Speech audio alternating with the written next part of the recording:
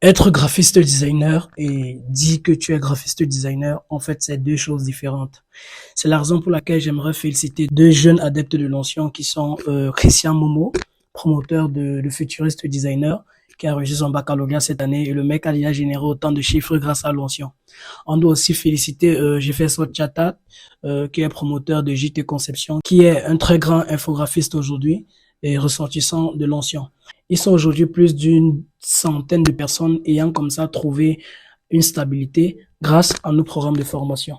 Félicitations à vous les frères. La boulangerie vous garde beaucoup de pain chaud. Quand je reçois ce genre de conception de flyer, je m'attarde plus sur le background parce que plus tu dynamises ton background, et il faut juste une bonne photo, ton flyer sera fini. Donc, je prends du temps à composer mes backgrounds, c'est-à-dire je prends d'abord un fond de base, ça peut être des fleurs, ça peut être des gens en boîte en train de danser, j'utilise les masques de fusion pour pouvoir les mélanger. Et ensuite, je les homogénise avec peut-être un flou gaussien, un flou de surface. Quand j'ai fini d'homogénéiser les ensembles de photos que j'ai utilisés pour mon background, je peux mettre une texture au-dessus pour pouvoir les arrêter, pour pouvoir les rendre compacts. Enfin, je donne un ton à mon background, c'est-à-dire je convertis tout mon background en objet dynamique et je pars dans les paramètres, je donne une certaine coloration à ces derniers.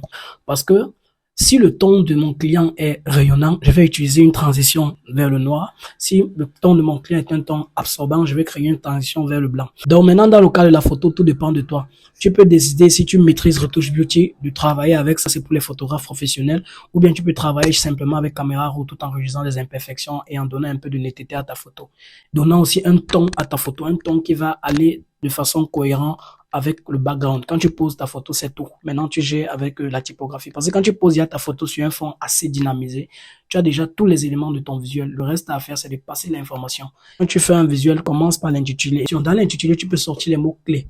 Quand tu sors les mots-clés, tu peux les mettre en valeur. Ensuite, il y a le titre. Le titre, c'est en quelque sorte le concept. Un peu comme bienvenue à notre formation en programmation. Donc, quand tu écoutes bienvenue à notre formation en programmation, bienvenue à notre, c'est comme l'intitulé. Et maintenant, formation en programmation, c'est le concept en fait.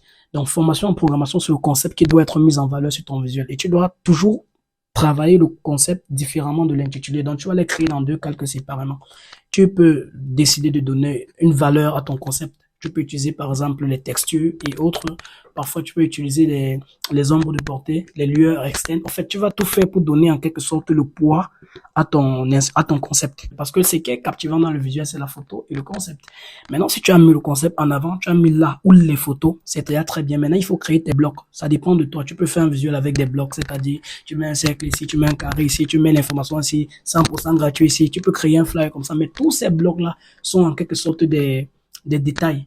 Parce que l'important, c'est d'abord de passer ton information. Quand tu passes ton information, maintenant, tu peux en perspective utiliser des blocs. Lorsque tu apprends l'informatique, il y a ce qu'on appelle la densité de caractères. Quand tu fais programmation, on te parle des caractères H1, H2, H3, H4 jusqu'à H6. C'est en quelque sorte l'ordre de caractères, parfois pour un projet de conception de site web, parfois pour un projet de conception de maquette web ou bien de tout ce qui est art, en fait.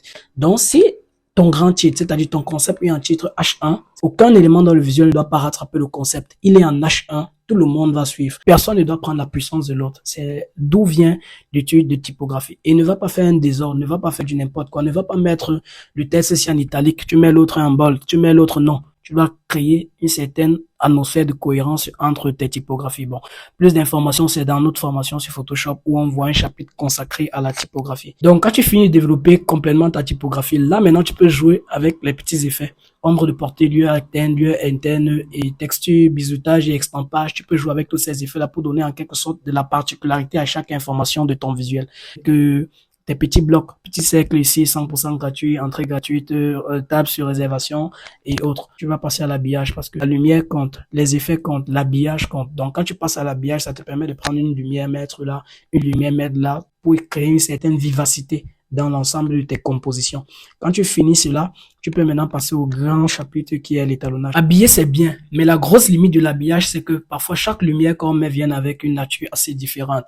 La lumière, il faudrait peut-être jouer avec les modes de fusion, c'est-à-dire densité lumineuse, lumière tamisée, pour pouvoir faire une correspondance, une cohérence entre la lumière et l'ensemble de tons de couleurs de ton visuel. Mais le problème n'est pas là. Le problème, c'est que chaque lumière est de nature différente. Et parfois, à la fin, si tu habilles et tu laisses comme ça, tu peux avoir un très bon rendu. Parfois, tu vas avoir un rendu là, mais pas trop cohérent dans l'ensemble. C'est pour ça qu'intervient le processus d'étalonnage en vidéo comme en photographie. Donc, on va faire converger notre visuel vers un ton principal. Ça peut être un ton assez chaud et vibrant, ou bien un ton assez froid. Ça dépendra de nous. Ça dépendra de nous dans l'étalonnage. Et on va donner une netteté générale au visuel qui va permettre de ressortir, de faire vivre l'ensemble des objets qu'on a définis dans notre conception. À la fin, quand on finit avec notre étalonnage, c'est fini. Là, on peut exporter le visuel et autres.